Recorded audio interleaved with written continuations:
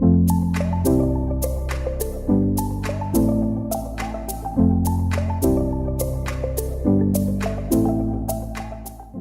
issues affect almost every aspect of our lives in various ways, from the food system to the way we provide, to the way the housing system works, to the environment, to energy generation.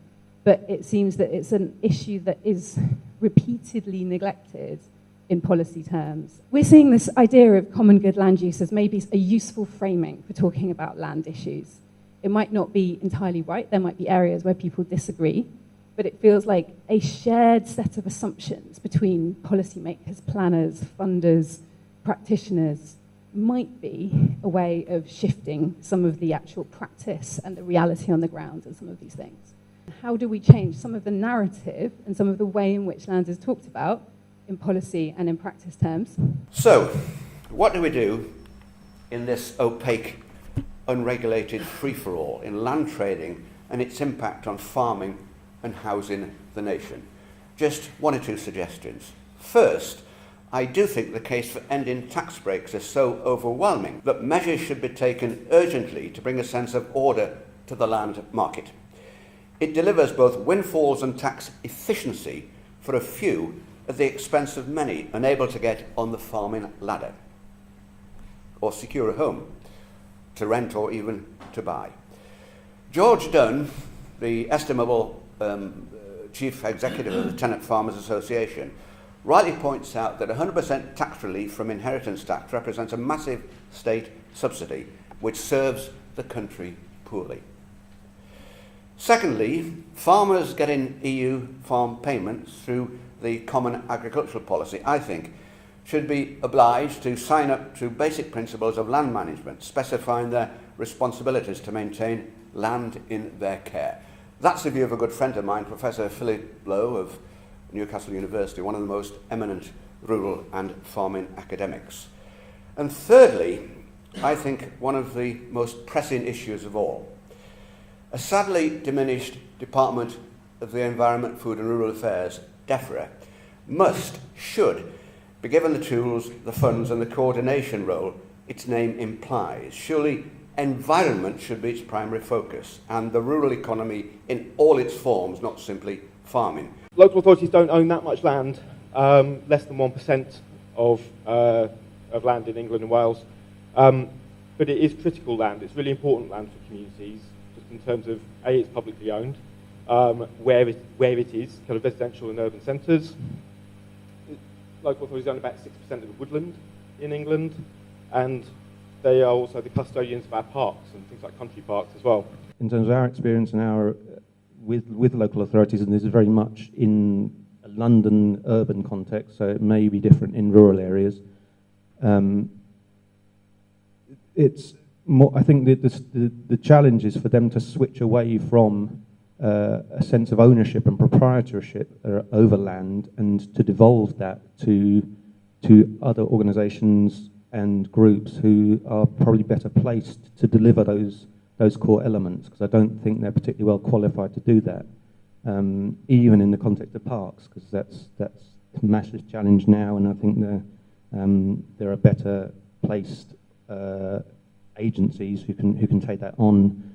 I mean, and the local authority really should just be ensuring that the activity that happens delivers those core elements. So in terms of planning, obviously the planning system is really crucial to what can be delivered and what can be done with land. Its role is often to protect land from unsuitable development, and it's quite often seen as a barrier to be overcome in terms of changing land use. But actually common good land use in the way that we're talking about it can help to deliver on the National Planning Policy Framework's objectives for sustainable development. So we need a planning system that more actively encourages land managers to contribute to sustainable development.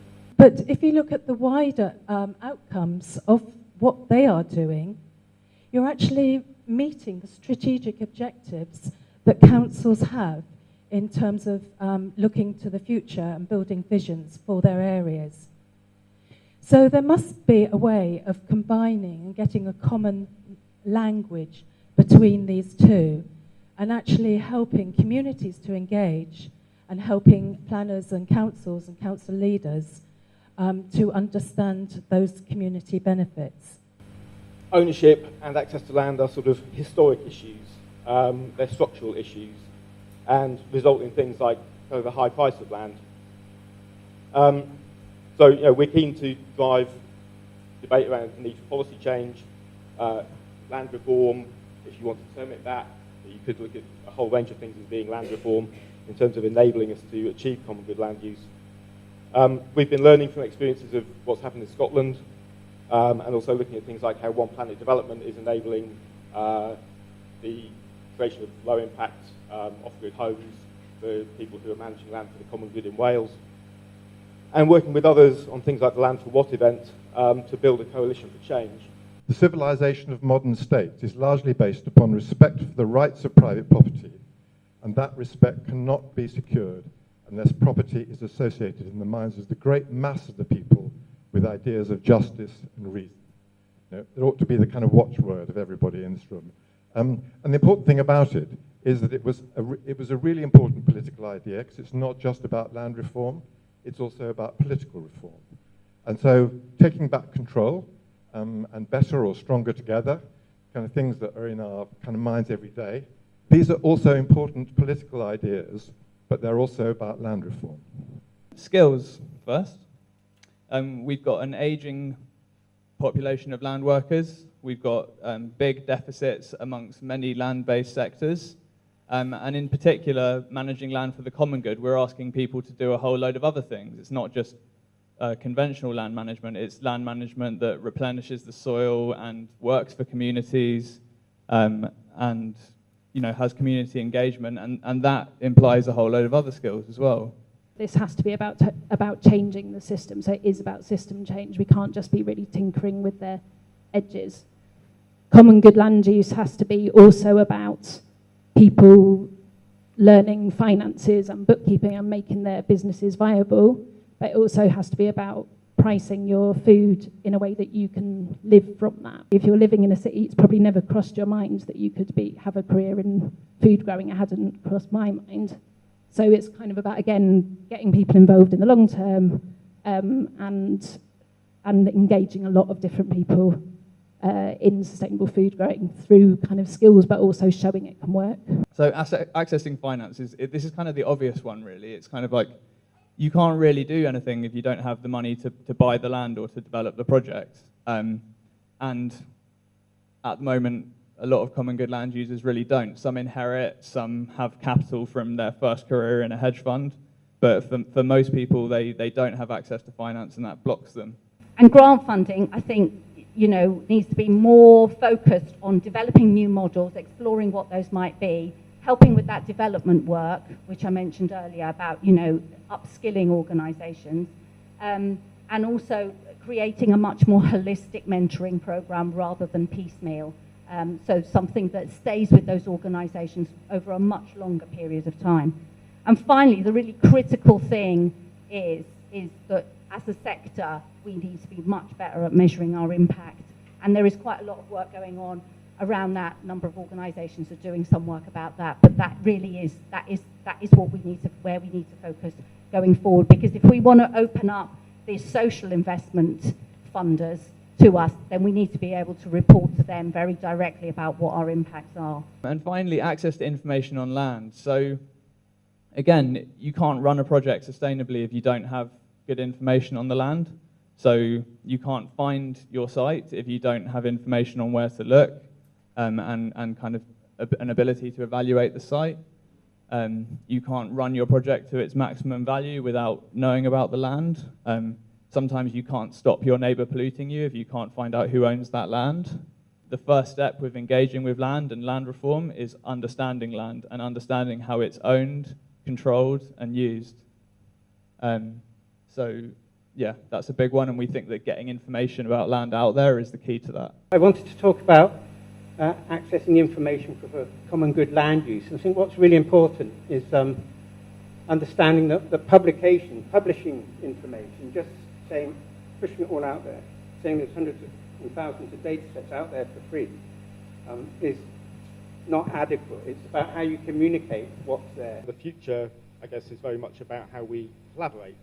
and work together to take forward some of these ideas in some of these fields that we've been discussing today. I'm going to ask everybody to just share kind of thoughts and reflections on the day, and any thoughts particularly around actions that they might think we might take forward out of this. Okay.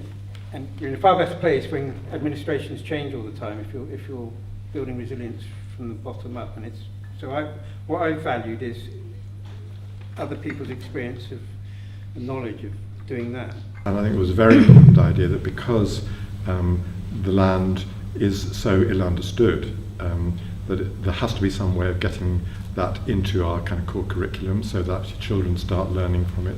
So it's about educating the next generation of citizens to understand better. We in our food silo tend to all stick together, and I'm sure you do as well in your particular silo. So actually opening that up and actually seeing common good land use as a sort of bigger picture thing has been really valuable. What we have to do is show that it works, that what we're doing not only works but is better than the existing system that we have, that actually doesn't work for a lot of people and doesn't work for the long term of the land.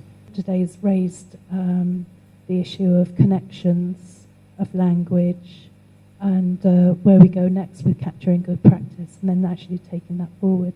So it has been very inspiring. It came up as a comment, and definitely for me as well in terms of today, this idea of common good land use, I think, is a really powerful framework where we can kind of start to sort of coalesce around. So it's been really great. So ultimately, us trying to access land, trying to get hold of land, has just been an incredibly difficult journey. And yeah, so that's effectively my spanner in the works of creating common good land use. If you can't get hold of the land in the first place, it's really difficult to do anything good with it. If I remember correctly, 69% of England is owned by 0.6% of the population, and 1/3 of England is owned by the aristocracy. All through my career of learning about land management and what have you, the whole ethos has been around the rights of land managers and the rights of land users and the rights of land owners. And I think where we've got to today, it just occurred to me that we've got to change that mindset. We're not going to stop this land being owned by these people in vast quantities. We're going to have to live with the system. But rather than thinking, or allowing them to think in terms of their rights as landowners, we need to turn it on its head and let them think about what their obligations as landowners are to society. For me, thinking about where we go next in some of this stuff, is about continuing to do some of that linking up and creating that shared narrative around common good, around public interest, and engaging practitioners and professionals around how they meet that.